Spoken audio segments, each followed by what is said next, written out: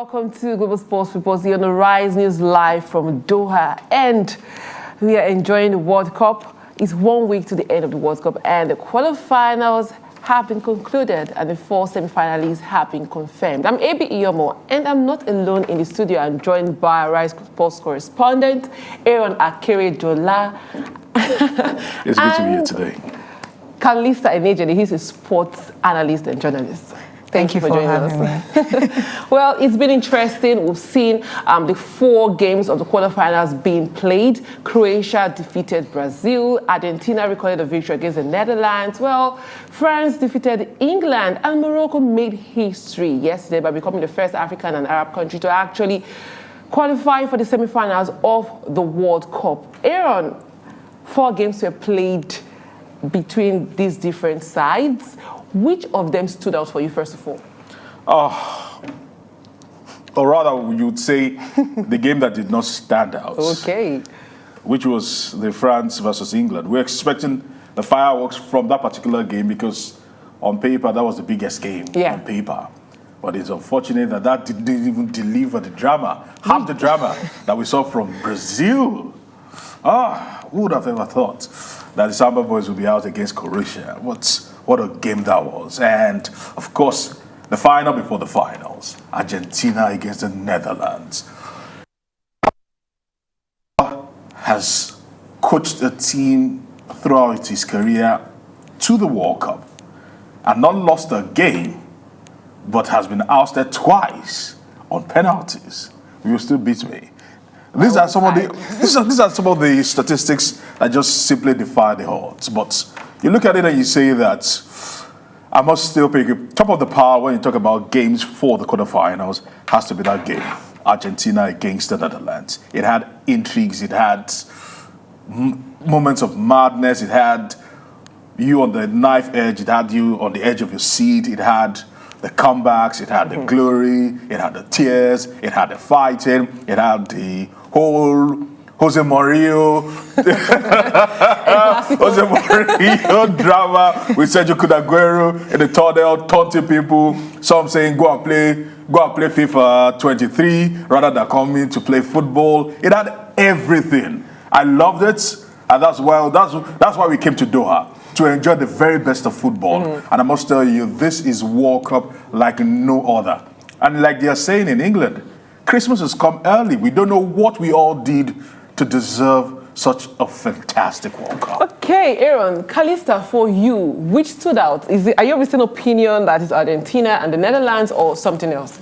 I think, yes, the Argentina-Netherlands game was outstanding. A lot that we expected from that game came true. But I want to say, in my life and as an African lady, I was excited yesterday to witness here the first African and Arab team to qualify for the semi-finals of the World Cup here in Qatar.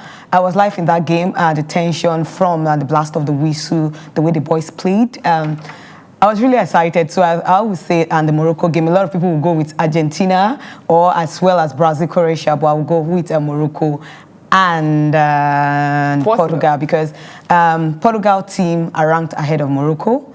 They have the best player, one of the best player in the world, that is Cristiano Ronaldo. We all know that. And the fact that they will not get to the semi-finals of the World Cup says a lot for me, and I'm proud of whatever and everything Morocco have achieved at the World Cup. Okay, now let's break this game by game, Aaron. Morocco took on Portugal. And Portugal, well, I would say they were the favorites in that game, notwithstanding what Morocco had brought into or shown at the tournament. But Morocco were the first. In 1970, Morocco became the first African team to get a point at the World Cup. In 1986, they became the first African team to top and actually progress to the second round. Now, they have become the first African team at the semi-finals. What went wrong for Portugal? On the day, that's the cruelty of football, being that no 2 games are alike. Everyone on paper tipped the Portuguese, the navigators, to go out there and do it, off the back of the fact that they completely rubbished Switzerland, 6-1. So we thought that, this was it. And for we journalists, and that's what journalists can do to you, they will confuse you. they were already singing the praise of Goncalo Ramos. A star is born, this, that, this. And they confuse the Portuguese. Because if you would still ask me, I would have still gone for a Cristiano Ronaldo. But it seemed, now it's been proven, and I'm happy this has happened. Because they always say that, the pundits would always say that Cristiano Ronaldo seemed to have been drawing back the team. But last I checked, Ramos was completely anonymous. As a matter of fact, it was a waste of space. Two players have been a waste of space for their teams, and there were huge clamors to get them in. Goncalo Ramos for Portugal against Morocco, and Phil Foden against France. These were two players, young stars, built to make things happen in the future, that people said they should be starting. And at the highest stage, when it mattered the most, when the chips are down, they went missing. Completely anonymous. They slipped into oblivion. And look at it, Portugal right now, Cristiano Ronaldo was overwhelmed, in tears. This is his last World Cup. As a matter of fact, you say several of them, about 10 of the Portuguese players have refused to fly. They want to stay with their families in Qatar, maybe watch semifinals, and maybe want to finals, who knows? But they'll be in Qatar here. But looking at that team, Fernando Santos, in my own opinion, should have approached the game a little bit differently. Understanding that, one, Morocco had not considered a goal. So thinking that you were playing another Switzerland side was error from my own part. And if he had probably one or two changes, I think they should have been able to unlock that particular Moroccan team. But the final blame of that loss goes to one man, Joao Felix. He was completely wasteful. He was completely wasteful. He would show us so much of the blame because he had an opportunity to probably score 1, 2, 3, and maybe even score a hat-trick in that game. Okay, now, Calista, we saw Bruno Fernandez in that encounter. So many said he had chances, but he was opting for penalties. And for Walid Regragu's side, they play more of defensive side and wait to attack. Some call it the Diego Simeone's style, but it has paved way for them. How far do you think they can go? Can they defeat France? I think before I answer the question about whether Morocco can defeat the defending champion, France is a tall ladder for Morocco to climb. Hopefully they climb that. I want to talk about Fernandez. I think Portugal was just unlucky yesterday. It happens in football. They had a fantastic chance at the first half. Fernandez hit a sweet ball that hit the bar. That would have just gone in. It would have been Portugal 1. Then Morocco has not scored the goal. Let's look at the second half. Fernandez has been Portugal playmaker in this game. In this World Cup, and you have to give it to Fernandez. He has been there, whatever assist goals, it's been Bruno Fernandez. It's just that it's either wide, and the last chance Pepe had to head the ball, he went wide before full time. So I would say whether it's Ronaldo came into that game, if I'm not mistaken, 56 minutes. So that was over 40 minutes to be played in that game for Ronaldo to get something out of this game. Watch Morocco team play. The defense line changed once Ronaldo came in, especially when the captain of the Morocco team came off injured. They had 3 players on Ronaldo. So what would Portugal do? Capitalize on that space. Either Joao Felix, who is coming in, Joao Felix, who has been in that game, coming, or Leao, who came in. Leao had a lot of space at the flanks to make those crosses come in. But unfortunately, as I said, Morocco came with a game plan. Tactically, these guys are defensively built. They have a defense that in this World Cup should be the best. Considering an own goal in this tournament says a lot. So for me, I think Portugal were just unfortunate yesterday. They didn't get the goal, not because Ronaldo did not start, but because of Morocco came in with a mentality that is a do or die affair. We must win. We must win. We don't care who we're playing against. Beating 3 top teams in this tournament says a lot. But talking about Morocco beating the France team, I'm an African. I want Morocco to go through, but I think it's the end of the road for Morocco. The defending champ have a lot, and they are not just defending for a reason. They have pacey player. We know of Kylian Mbappe. You look at Griezmann, who has been fantastic, though he has not had a lot of goals. 2 assists yesterday, 4 against England. You look at Giroud, one of the most experienced player there for Giroud. A lot of people talked about Paul Pogba is not going to be available for this team. Kante, they will struggle in the midfield, but they have managed to hold themselves. But I think defensively, that's the only way Morocco can come in. Nothing can happen. This is football. Anything can happen, but I think it's the end of the road for but I must actually say, an unsung hero for Morocco has been Amrabat. Yeah. Yes. He has been indefatigable. Yeah. He has been tireless in his running. Yes. He has been going on and on and on and on and on. Arguably one of the best midfielders in this World Cup. And what he does in that game against France will determine how the chips will fall in place or out of place for Morocco. The Atlas Lions will be hoping that he's fully fit. We know that they've been heavily decimated. They've taken a lot of hits. Yes. They've taken a lot of bashing. Yes. But these guys are resolute. These guys, they just want to get it. And you cannot take away that particular spirit. And also, put it into context, this is the World Cup of the underdogs. Yeah. Too many upsets. So who says France cannot be a victim? Probably we pray Ziyech is fit for that game. Yeah. Ziyech has been fantastic. Coming into this World Cup, you look at his performance at Chelsea, not playing for Chelsea. Yeah. I was skeptical that when he comes into this team, he will not be able to hit it going for the Morocco team. He came off that game. He was actually sitting on the pitch. I think he was gassed out. Hopefully, he's fully fit for this game because they will need Ziyech at all full, at his best. In fact, more than what they want to see. It will be historic if Morocco make it to the final, beating France. It will be. They've already beaten former champions. They've beaten two former champions. Yes. Spain and Germany. And now, so they're taking another former champion. So let's see. Well, we'll see how that pans out for them. But quickly before we go on the break, but we saw another game go on. That was the Netherlands and Argentina. That game was a close call because going into that game, both sides had played 5 times. Yes. 2 victories, and 1 draw on either side.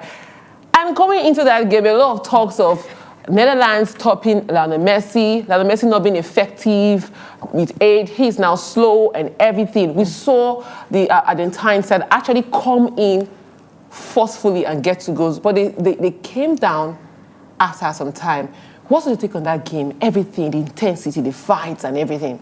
I always say, I don't know whether to other of my colleagues, that if Argentina cannot beat Netherlands, they are not ready to win the World Cup. They shouldn't be 10 favorites. That is the truth. Not ruling out whatever Netherlands has achieved, being in the finals of the World Cup 3 times. I'm not playing that down, but Argentina winning the World Cup, they have to beat the Netherlands, and that is exactly what they did. because if you look at that game, let's be honest, I love the intensity that the Argentine went into the game. That is one thing you have to give them. It was a collective work, and that is one thing I like. Messi is the playmaker. Yes, we know Lautaro Martinez redeemed himself after being an abysmal player all through this tournament. Coming out to take the last penalty, I was like, of all players, is it Lautaro Martinez? And he lived up to expectation. We saw everything down from the conflict from players to the officiating. But one thing you have to give is that I saw Nathan Ake at his best. Virgil van Dijk was tested for the first time at the World Cup, but he didn't live up to expectation. Missed the first penalty shot. There is no excuse. I will come out and say people miss penalty. But no, you don't do that. We will give Martinez his credit. He has earned it. But when you talk about Virgil van Dijk, who was once a Ballon d'Or nominee, who was once ranked a FIFA best defender in the world, you should be doing something. And I think you should even question the more. The fact that why would Virgil van Dijk be the first to take a penalty? Because he was everywhere. No, he was everywhere in the game. He was actually one of the biggest players going into that game. When you want to talk about top player in Netherlands, he's a defender. We've seen defenders that are very good with penalties. Kalista, Aaron, we'll go on a short break, and when we return, we will continue with this discussion. Please stay with us.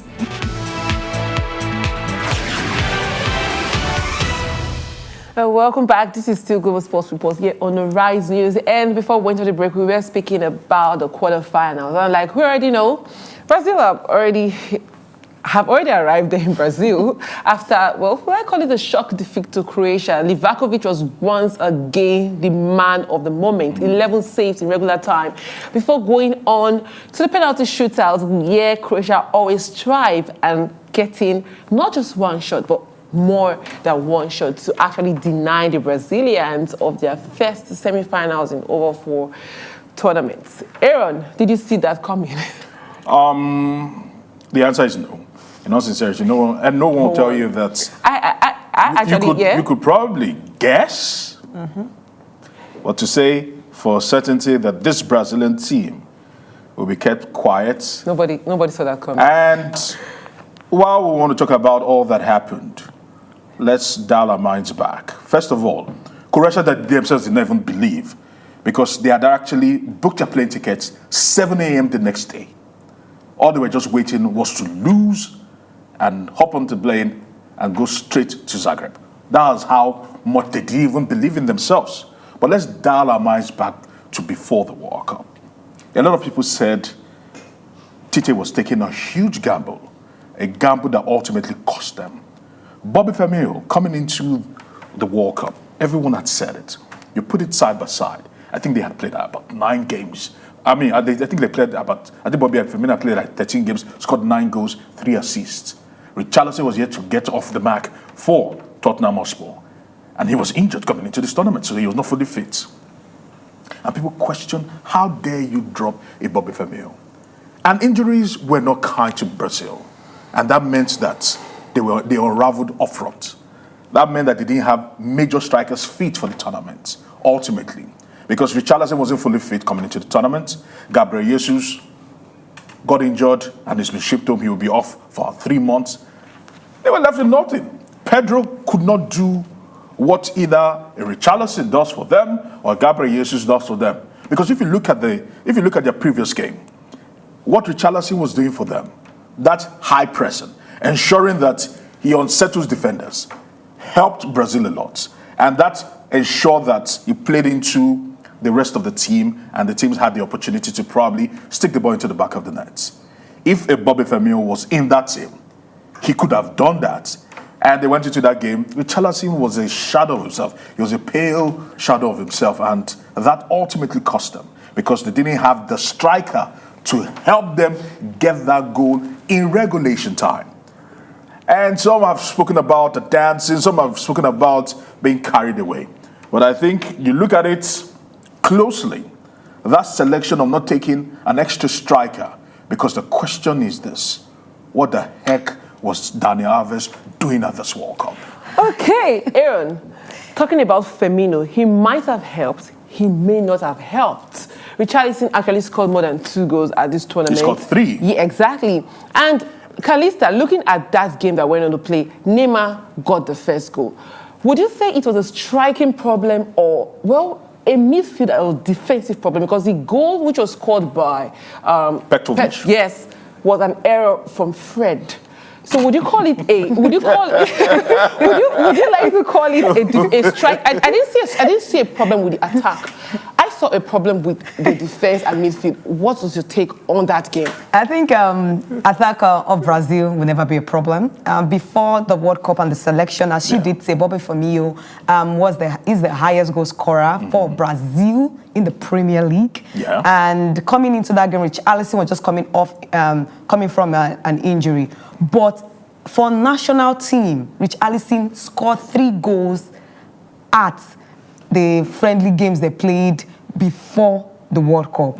So when it comes to the national team, I think Tite prefers Richarlison going into that game. The only upset they might have had is Gabriel Jesus, who got injured and is not playing for the Brazilian team. I think defensively, as you said, might not have been the issue. Anybody can make a mistake. Fred can do that. Yes, we might want to link it with Man United and his lapses at United, but it happens to team.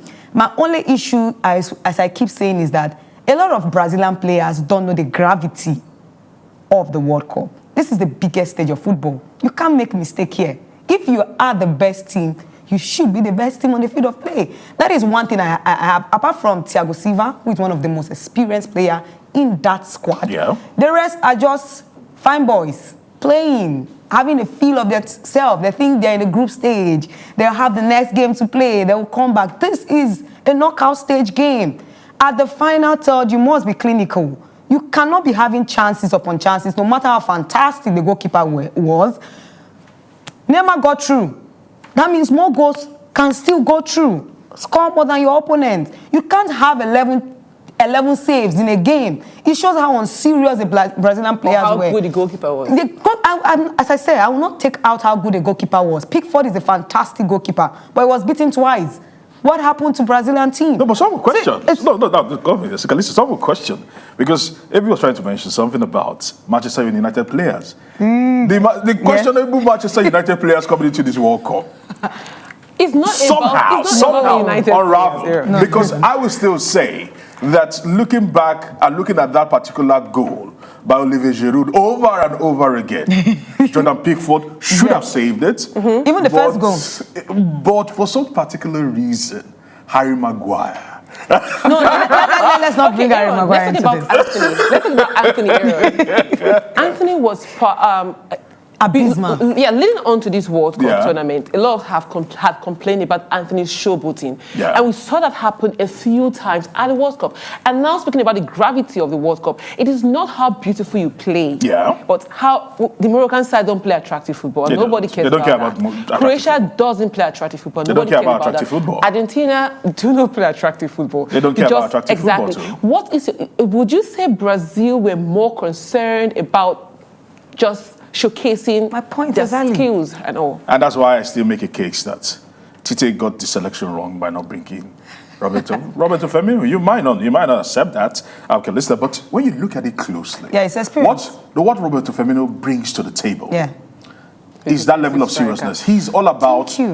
sticking the ball into the back of the net. He doesn't care about Nobody cares about dancing. They've been vilified for dancing. And this is what happens when you focus on other things and not do the main thing. Just like Germany, for example. They were torn apart by L'Equipe and several other medias in Germany, Blind and the rest of them, because they decided to focus on politics rather than the game. If you want to do that, what brought you to the World Cup and to Doha, first of all, should be accomplished. Then whatever you want to do with your life, make a statement of course you can now do that. But if you don't do that and you'll be remembered for probably any other thing, extracurricular activities, then you will be vilified. I think Brazil, they have a lot of questions to answer. It's a shame that Neymar bites the dust, Ronaldo has beaten the dust. Okay. Let's move away from Brazil and Croatia now to France and England. So many games have brought the intensity. So many games have brought the beauty of football and everything, and a lot of expectations were on for that game. But I think in the last 4 games France and England have played, France have been the better of both sides. And that came out to play, even if there were chances, Harry Kane missed a penalty and there were calls for the referee not being so good or was being biased or whatever. There was a chance for Harry Kane and he missed a penalty. And Giroud came out and showed once more why his experience always comes out to play. Aaron, that game, what's your take? How did you view the game? What were your expectations from that game? Calista, like I told you. Harry Maguire. Harry Maguire. No way. I'm not going to accept that. Okay, that last goal. Okay, let's look at this. Okay. That was a header. The ball went for the ball, right? It's like when you say... But the ball ricocheted off Harry Maguire. I'm coming somewhere. Okay. When we look at the Netherlands game and we're talking about Argentina player, I remember we having that conversation and Virgil van Dijk and the height of these players, it comes to matters. You might bring Harry Maguire into this case, but I want to go toe a different line entirely. All right. That was a single mistake. England were a fantastic team from the first half to the second half of that game. Now you bring in Southgate. Southgate has been with this team for 9 years. Yeah. Semi-finals of the World Cup. 2018. Semi-finals of the Euros. The finals of the Euros, sorry. Yeah. Now the quarterfinals of the World Cup. The World Cup. I think it was at the semi-finals of a game, and now they are now dropping. Just look at it, it's a step 1, 2, 3. It's going down. Now it comes to selection. James Maddison coming into this game was like a redemption of all the criticism he was getting from the media. That is, to be honest with you. Come on, the best crosser in the Premier League is on the bench and had only played 33 minutes. That is Alexander-Arnold. Why not put him in this kind of game? They need a cross. You don't bring in Phil Foden, who was struggling. Phil Foden was on the bench. I'm going somewhere. You took out Saka from this game at the 30th minutes of the 11 minutes to go. You took out Saka. What if the game went to extra time? The best player on the field of play. That has caused that question by tactically Southgate goofs. And that is my issue. No, but you have a game against the defending champion. You are chasing a game. Harry Kane missed a penalty. A lot of people will talk. He has converted 17 out of 21 penalties. No, but the point is, people are trying to justify that particular change, being that Mason Mount was brought in, and seconds into his introduction, he won a penalty. So you cannot fault that. It was just down to Harry Kane. If Harry Kane, what if even if Harry Kane converted it, we are going. Then he's justified. That was a super sub. No, I'm talking. No, Mason Mount coming in. Yeah. There is Alexander Arnold on the bench. But the question is this: one man was on the pitch, and he had only played 33 minutes in this tournament. One man was on the pitch for one particular reason. I'm talking about Kyle Walker. Kyle Walker was on the pitch after all the interviews he made. He couldn't even keep.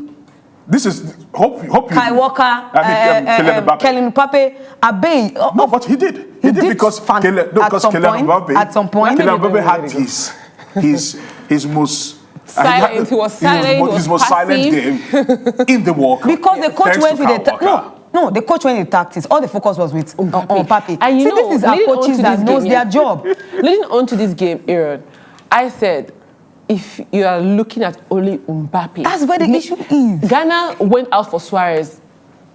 That's just the truth. But Suarez. The role that Suarez I'm getting somewhere. If Okay. Ghana went on for Suarez, and that actually beclouded their judgment. There are other players that will step up. Everyone was speaking about Mbappe. There are other players, and they did that. Rightfully, but the point is rightfully so. Mbappe has been a thorn in the flesh of every team he has played against. The first, and I'm sure the only game that Mbappe will not get joy was that game against England. Who knows? Who knows what will happen? But the point is this is what happens when you do not take your chances. The Three Lions of England, I felt on the day, Harry Kane let them down. He had the weight of England on his shoulders. Somebody just tweeted something that finally they just found the ball just landed in Mars, by the way. That ball that Harry Kane kicked, it just landed this morning in Mars. That was woeful. Let's go back to the Euros finals. It ended in a penalty, and Saka lights was thrown because of a penalty shooter. Those are young boys. Harry Kane is experienced. It happened. Leo Messi missed a penalty in the World Cup. Yeah, because the record I would say, oh my God. Aaron, I want to stick with Aaron on this one. Why? You ask me why. I would say, we talked about Van Dijk. Why would he take the penalty? Why would he miss the penalty? Van Dijk is the leader. He's experienced and everything. Yes. Now, Messi missed a penalty against Poland. That was a group stage game. Like you said, there's always a redemption in a group stage game. There are permutations. It could work out for you. But this game, it's a knockout game. There's no redemption. If you miss it, you miss it. And he did not miss it. I'm happy to know that the beauty is this. As some section of the media said, we're happy that it was Harry Kane because he can take the bashing. He can take all the criticism that follows. You don't get what I'm saying. Everybody is taking out the penalty and saying it's because Harry Kane missed the penalty. It was the final moment. Yes, it's not the final moment. They had other minutes. Yes, they had other minutes before. They even had a free kick that was won by the same Harry Maguire that you are talking about in a very good position.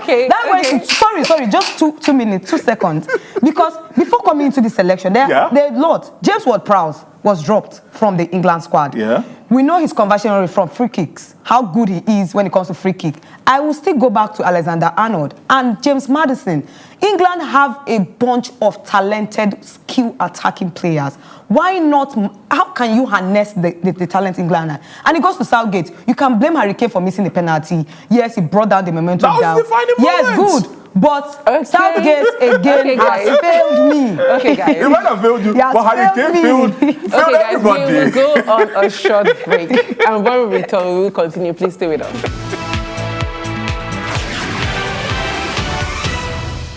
Well, welcome back and thanks for staying with us. This is still Global Sports Report here on the Rise News. And we'll move away from the quarterfinals and the semifinals will be on, starting with the first game. That's Croatia and Argentina on Tuesday. Then we'll also have on Wednesday, France will take on Morocco.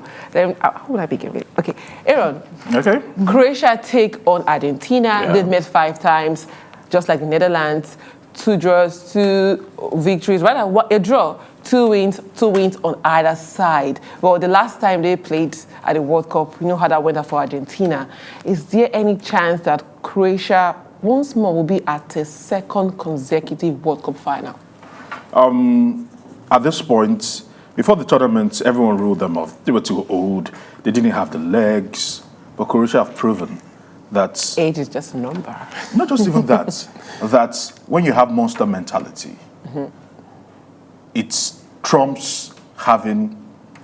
usefulness. No, having the best set of players on the pitch. Because that mentality will keep you in the game. And when you don't know when you're beaten, it will just invigorate you at some point in time. Because who would have ever thought that Brazil scoring very late, very, very late, that they will be able to gather themselves for one last crack. That's what happened. Now, now looking at it, this is where Argentina's resolve will really be tested. Up until now, I think Argentina have been running through the mills. This is where their resolve will be tested. If they will win the title, this is the kind of game that they will need to show that they are ready. They are the Celeste and they are worthy champions if they can get to the final. But Croatia are a hard nut to crack, a very hard nut to crack, because they will still get at you. We know Argentina will give you opportunities to go after them. Otamendi is still huge suspects, and who knows, Pekovic or maybe Perisic might just get joy. So I'm thinking in the back of my mind, Croatia might just shade it after 120 minutes. They love penalties, and they can stretch it as far as they want to stretch it. And they still have that resolve in front of goal to do that. Let's see the best goalkeepers in this tournament go against each other in penalties. That's something to watch out for. Okay, Kalista, France take on Morocco, and so many have said Hugo Lloris has really not been tested at this World Cup. He's really not taking a very serious side on. Yeah. And now they go against Morocco, who have a different mentality, who have shocked the world. Yes. Is there a chance that Morocco make further history? Because they've already made history.